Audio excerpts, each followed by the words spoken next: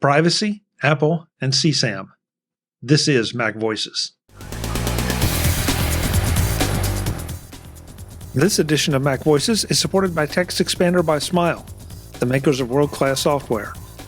Visit textexpander.com/podcast to learn more and download your free demo. Welcome to MacVoices.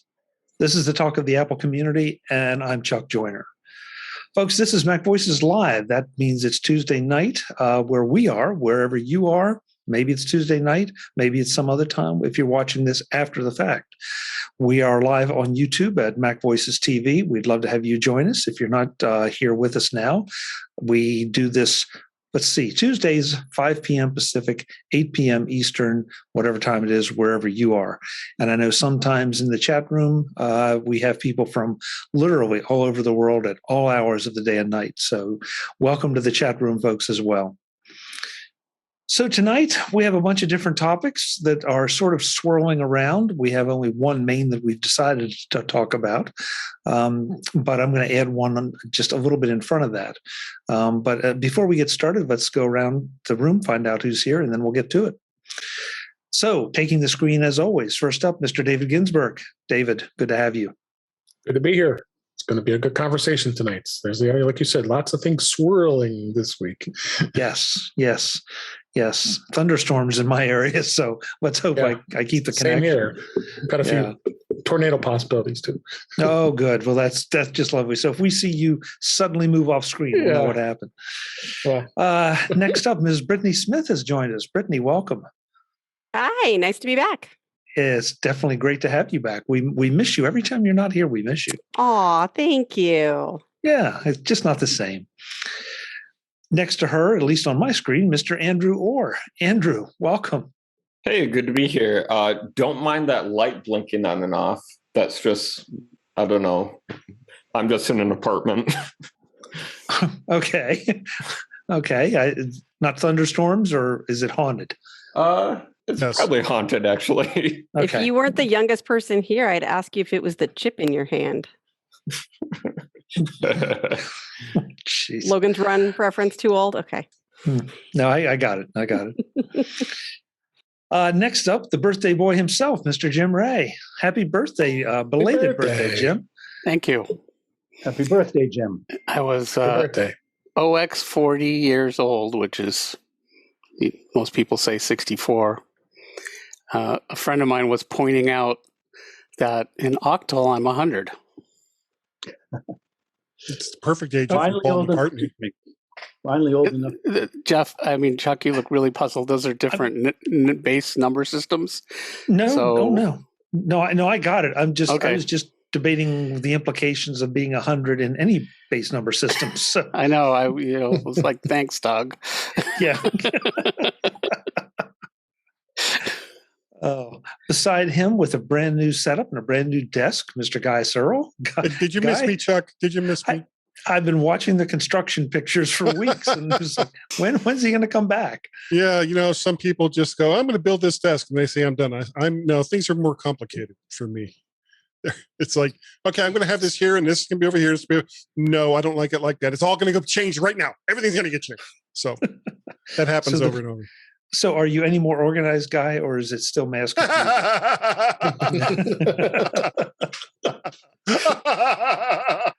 That's what I thought. Yeah. Last but absolutely not least, with another timely background, Mr. Mark Fuccio. Mark, it's good to have you. Hello, Chuck. Hello, everyone. Hello, audience. That looks like a 1950s hypnosis poster or something. I like it. Well, it's Big Brother, Yeah. So we're going to start out talking. We're going to talk about the Apple and child protection and surveillance and all those things. But I want to start with sort of a baseline, and that is we had one member in our Slack room that was not able to be here tonight. Said something that I want to ask if you guys agree with. He said, as Apple fans, we value our privacy more than the general population. We are skewed. You guys agree with that? that we are skewed, that we care more about our privacy than the average customer, or do we pay more attention to privacy issues? I think it's more along the lines of Apple made it a thing. And Yeah. as Apple users, we like that thing, and so we expect that thing to continue. And when something happens that disrupts that thing, well, we get a thing about it. I Okay. think. I think it's probably true because, I mean, I don't think it's like black or white, but, clearly, people have had more privacy on the Apple platform than the Android platform. And paying attention, then you probably will gravitate towards the Apple platform. And, people are just like, well, I don't care that Android's cheaper. So. Yeah, well, that's sort of where I'm coming from, Jim. I guess is, was it the chicken or the egg? And Guy makes a great point. Were we that privacy intense before Apple made it a thing? I don't think we were. Yeah, I'm not sure we were either. I really don't know. Yeah, I think it's sort of like the butterfly effect. It, started a little bit and self-reinforced. And, eventually Apple kind of noticed and, played off it themselves. Became marketing, part of their marketing. Yeah, I mean, it's certainly, well, it's not become part of their marketing, Guy. I think it's become part of their identity as well. Well, up to now. Yeah. Well, okay. All right. Up to now. Well, and it's also the other mobile platform is Google, which is, pretty much the opposite. Yeah. So, the whole point of Google made a platform because they were afraid Apple would not allow them to, get at all your data, basically. Yeah. David, you haven't weighed in yet. Yeah, no, I agree that we all kind of feel safe with Apple. I think at least as Apple fans and Apple users, and I don't disagree with anybody here on the panel about the fact that is why we feel that comfort level. But as we get into this conversation, there are going to be some debates and questions about it. Yeah. Mark, I don't think you weighed in. If you did, I missed it. What? No, I didn't. His poster says it all. Okay. Yeah, I mean, I think it may be a little bit of an acquired taste, and I think it was Jim and Guy, or I would paraphrase them as, it becomes a snowball rolling downhill, and it becomes something that's, very much something that people take, very seriously. I know I have always done it, just knowing from personal experience, some of the web bugs and all the sorts of homegrown tools we created back in the early 2000s. And, it's ever since then, I've always been a fanatic on, flushing my browser's cookies and so on and so forth. So I think that there may be something that the Apple audience is a little more security conscious, but I think by and far and large, it's something that has grown, has been amplified as new capabilities become available, and as people learn, how unscrupulous some of the companies out there like Google and Facebook and others are in trying to monetize and traffic and invade people's privacy. And Mark, you and Jim sort of invoked the Facebook and Google thing, and it makes me wonder if there hadn't been so many, I will characterize them as abuses of private data. I'm not sure confidential is exact, but I wonder if we would have gotten to this point that we are having so many privacy discussions, including the one we're about to have. Good question. I don't know that there's any way to answer it. I think we certainly would. I remember, I'm old, as you pointed out, and when I was a kid in the 70s, we read 1984 in school. And, I remember thinking, this is dumb. TVs don't watch you. That could never happen. Well, I guess George Orwell really, he knew more about it than I did. He was just about 40 years too late. too late or Too Too early. early. Yeah, too early. Yeah, Yeah. yeah. So, I think, Mr. Orwell foresaw this, and this was going to, this was going to happen with everybody getting on the internet and all this collection of video. I remember also in the 80s that, people were always like, in our industry or we're always like, oh, they would look at new technology as almost like the way religious people look at it, oh, technology is going to save us and it's going to, be wonderful and all the world's problems are going to go away. And didn't anticipate that, yeah, but we're going to create a whole new set of, phishing and malware and privacy problems. And, it has brought the world closer. Look we're having this panel discussion with people all over the place. And I'm regularly on Zoom calls with people from all over the world, but it's also brought all the bad things quickly around the world too. So technology is a tool and it's good and bad. But yeah, I think this was bound to happen, and we don't know how, probably in 10 or 20 years, people would look back on the discussions we're having about it now and going, boy, those people in 2021 sure were naive. Yeah. Yeah. Andrew, I saved you for last because you're sort of the guy I would look to on this panel as the expert, because you've been following this story. And I'll ask you maybe to just summarize real quick. I'm sure that pretty much anybody that listens to this show is aware of some of this, but maybe if you can give us just hit the high points before we dig into our discussion and any current developments. Right. So the issue that we're all talking about is last week, I think it might have been Thursday, Friday, Apple announced two different things that they will be implementing on their platform in iOS 15, iPad OS 15, etc. Going backwards. And that is in iCloud Photos, they will be scanning for child sexual abuse material, otherwise known as CSAM. And they will also be scanning for certain sensitive content in messages when it applies to kids. They say that this is part of their plan to expand their child safety stuff in their systems. Okay, good. Can I make a comment?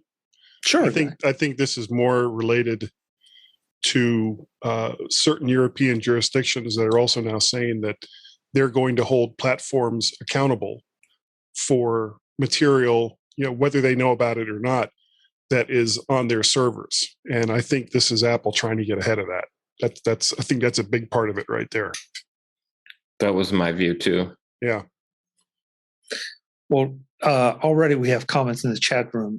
Joe in the chat room says, is it possible that this is to stave off a law that forces a backdoor? Given the choice between this and a backdoor. It is a backdoor.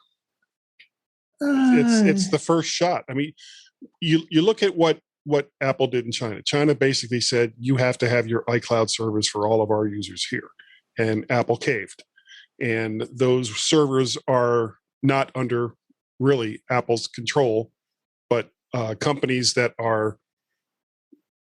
essentially under the control of the Chinese government. Now, how much they can see of that information is unknown, but basically Apple caved. And this is likely another example of Apple trying to get ahead of legislation in other countries that would force them to do things that might actually be worse. But at the same time, by kind of showing their tail, they're almost telling these other countries, well, we're going to roll over to whatever legislation that you pass. Well, Guy, I don't think the word rollover is a really good choice of words. I mean, Apple has to follow the laws. Of course they do. In order to do business there. So naturally, saying they're rolling over, I think puts a spin on it that is unnecessary. Well, they had some leverage with the Chinese government because they employ literally almost millions of people in that country. And I think that they could have pushed back harder against it, and they didn't. I don't know if they felt that it stop that. Sorry.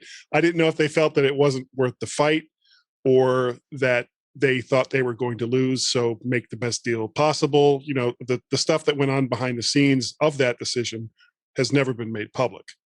Right. So let's use that, and let's whip around looking to the future. And one of the concerns I have about this whole system is basically, what do we know? They're building capability. They can scan for files that match certain fingerprint on your device. So right away, now they're opened up. You can imagine, next month, next year, next decade, once your next CEO, law enforcement coming out and saying, okay, well, in addition to that, we want to scan for these sort of things in video or audio or text files. And we want you to report them back to us. And, I think basically Apple is, broken, in a serious way, their commitment to privacy. So, they make great devices. I'm certainly not going to, abandon them based on this one thing, but I think this sanctimonious stance that they have, that they stand for user privacy, they've just crapped it out and put it down the toilet. I mean, it's a real breach. I think of faith and trust. Not yet, but it's get the. Oh, okay. We have the road work has been laid. Yeah, iOS 15 ripped away, and I'm sure there's going to be a warrant after that. 2 days after, within 2 days or 2 weeks after, the system rolls out. So, and don't say that the courts wouldn't do that. We've already seen how some of the FISA and other courts have been abused, and they've let people be surveilled under really flaky evidence. So I don't think Apple is immune to this as much as they say that they are. But I think it was Andrew and you, Guy, who were making the point that maybe as bad as this is, that Apple is trying to get ahead of pressure to do even more onerous things. So with that, back to somebody else. Today's edition of Mac Voices is supported by Smile, the makers of Text Expander for Mac, iPhone, and iPad. Text Expander is the best way to get more productive with your Mac. A few keystrokes can correctly enter your phone number, your address, a paragraph of text, or a page of code into whatever you're working on. And it does it the first time and every time correctly and in a flash. That means no more fat-fingering information that you know so well. You do that by setting up what Text Expander calls snippets. You set the content of the snippet, you decide what keystrokes or phrase you will use to trigger your snippet, and you're done. Your snippet is now ready to use. If you're a one-person operation, that can be an incredible time saver. But if you're in business, Text Expander's value jumps exponentially. Now, when a team member uses your snippet, not only do you get accuracy, but also consistency for whatever your snippet is about. A service call response, a tech support answer, Text Expander makes sure that what you once said is what is said. Find out how Text Expander can make a difference for you and for your business at textexpander.com/podcast. Click the link now and you can be starting to tap the power of Text Expander in just a few minutes. textexpander.com/podcast. Check it out. Thanks to Smile, the makers of Text Expander, for their support of Mac Voices.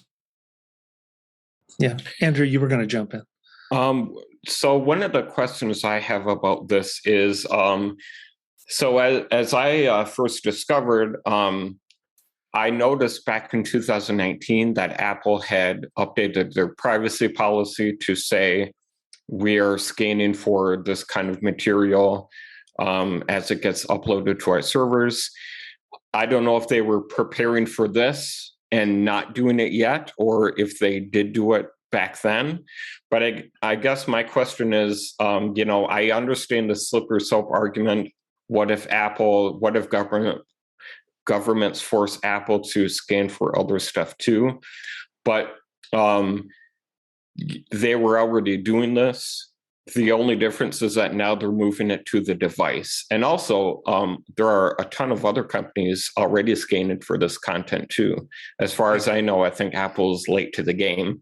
So I guess my question is, maybe governments were already forcing these companies to build all these other secret databases, maybe not, but why would they wait until now to do so, I guess? Well, essentially, our phones have become our lives. So if you think back to the late aughts, people that had we didn't have as much stuff on our smartphones as we do now. Everything was on our computers. Everything was on our laptops. And as phones have become more powerful with more storage device and more capabilities, and the fact that we hardly even really need all that extra storage now because we upload everything to Dropbox or iCloud or Box, or pick your poison as far as online storage systems go. And it's great because everything is right there whenever we want it, whether it's music, whether it's documents, whether it's movies, whatever. It's right there waiting for us. Well, that is starting to come with the price tag now, because we've basically moved our entire lives from a device that we had at least a modicum of control over, our computers, to something that we have really almost no control over.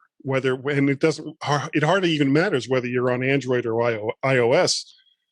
The tech companies are kind of dictating how these devices work, and we're just kind of along for the ride. Okay, so I want to make sure we point out that this is being implemented right now for child abuse and child exploitation, to try to prevent that, cut down on that, find those who need help because they participate in this kind of thing. So it's not like we're talking about they're looking for your political affiliations or whatever else we might be afraid of. So I think there's a noble cause here, and I don't think that should be overlooked. I think the concern that I'm hearing and has been voiced plenty of places is what happens next. But so Andrew, I think go ahead, Mark. I was going to say I agree with that, and I think that we need to look into some of the details to try to unwrap this thing, because they announced a lot all at once. So I think some of these things like controls over images sent or received to minors, I think that's appropriate, and I caveat it should be under the control of the parents. So let them use it or not use it. Some of this bit of they're going to scan for other questionable content. I think that opens all sorts of problems, because as a friend of mine pointed out, in Britain, you have one there, the Telegraph has their page 3 girls, where basically they're topless photos, and that's totally acceptable in British society, and it's legal there. Imagine taking a picture or scanning that and sending it to someone in the U.S. who Apple gets this, and they get and they pass it on, and then they pass their whatever their magic indicated but unspecified threshold, and all of a sudden that person has to go in and explain himself because he's passing around nudie pictures that are totally legal. I think that's the thing, is Apple shouldn't be in the business of enforcing taste and morality. I think there's a hard line on child pornography, and again, they have a database and hashes. So I think, to my mind, Apple has gone. There's that old famous war movie, A Bridge Too Far. The attack during World War II, and I think with this, Apple has gone one step too far in trying to make the world a better, safer place. And I really wish that they would have given that more thought and not done that, because I don't think it accomplishes their narrowly defined and laudable objective of fighting child abuse and child pornography. Andrew, correct me if I'm right or if I'm wrong about this. My understanding of this is that, God help me, if I took a topless picture of Guy, okay, and I email that taste to and I email that to someone, there's no chance for not just for the obvious reasons, but there's no chance that's going to get flagged. Okay, No. because there is no hash that matches it. But if I have a Right. picture that is in the database of, a minor, a topless minor, and that is in the database with a hash, that will get tagged. So whether I'm taking topless pictures or not of legal age people, my understanding is that is not what this does, and it will have no effect on it. It's only matching the known existing child pornography. Yes. So I think it's very important to get this kind of thing straight. So there are two different things going on. With the messages feature, that only happens under specific circumstances. So if a child is part of an iCloud family account and their parents manually opt into the system, when someone tries to send them a sexually explicit image, that image will be automatically blurred, and they will get a series of pop-up windows that say, hey, here's what's going on. Do you want to view this image or not? For kids 12 and younger, if they do choose to view that image anyway, their parents will get a notification. For teens 13 to 17, if they do choose to view that material, their parents won't get a notification. But with the iCloud photos, it is only scanning for known CSAM material. So, one of the examples me and other people have been making is, if you're a parent and you have some innocent kid of your kids naked in a bathtub, those images will not get flagged because they have not been part of a law enforcement investigation, and they have not been added to this database. And as I kind of joke, if it does get flagged, then you may already be in prison anyway. But it's not scanning for like other sensitive information, like adult nudes or whatever. It's only known CSAM. Yeah, and that's where I think that you can make the argument that this is an admirable, desirable kind of thing, and it certainly does take sort of in line with one of the some of the comments in the chat room. It does sort of take some of the teeth out of some of the law enforcement arguments that they want to backdoor, which the backdoor they want would be for everything. And they always bring up child pornography and sex trafficking and those kind of things. That, I mean, there's nobody in their right mind that could be pro child pornography or sex trafficking. Mm-hmm. But that's what they trot out to try to further their agenda.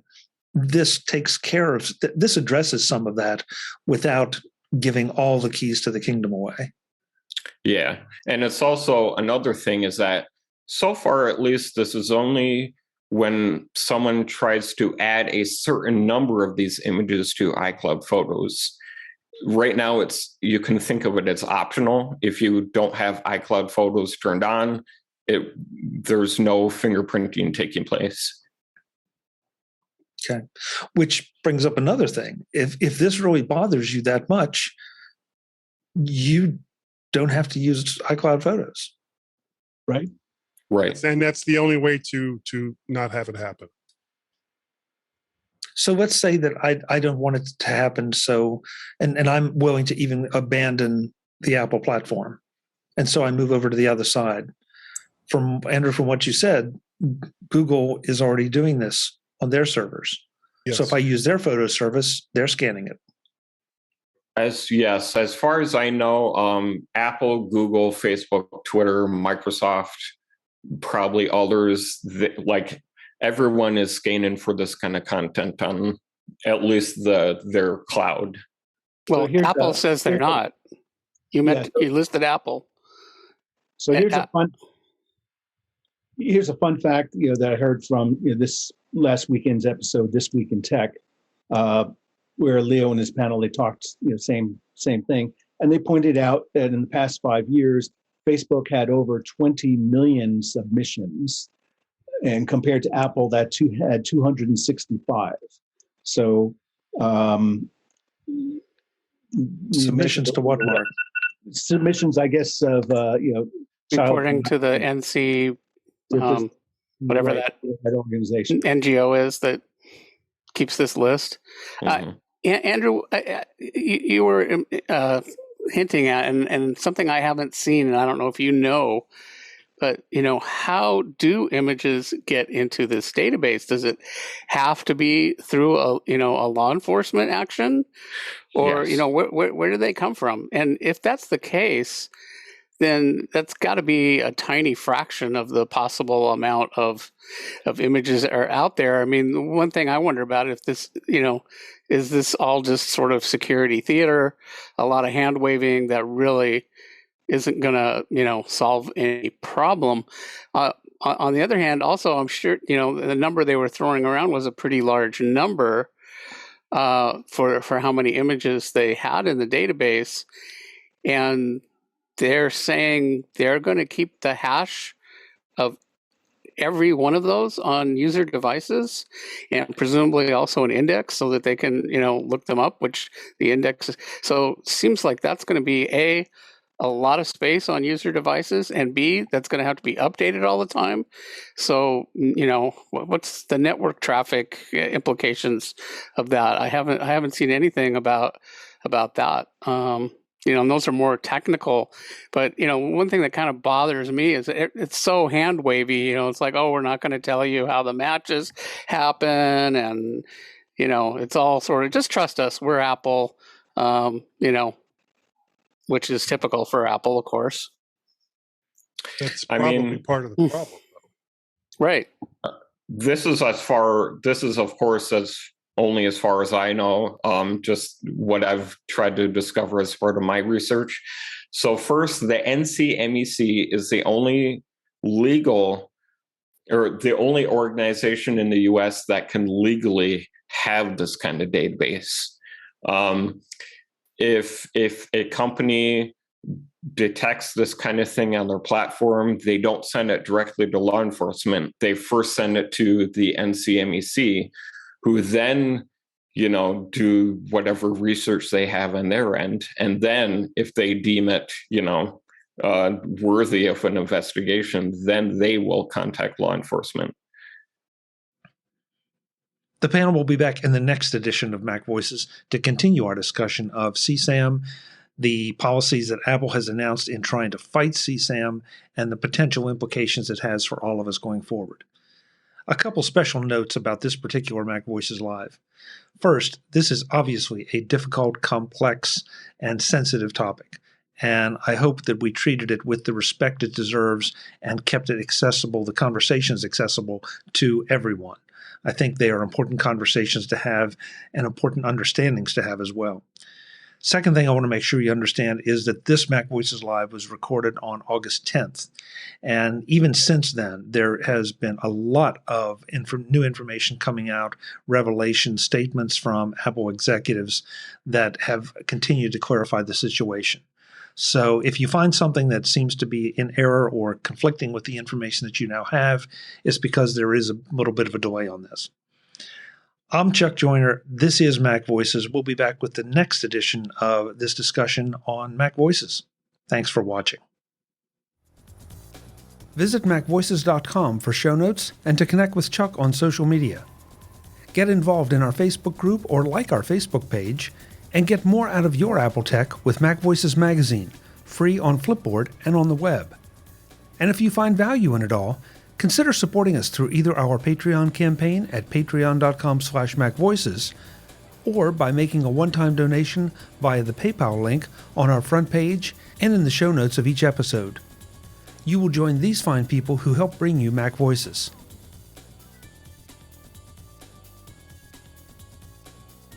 Advertising handled by Backbeat Media at backbeatmedia.com. Bandwidth provided by CacheFly at cachefly.com.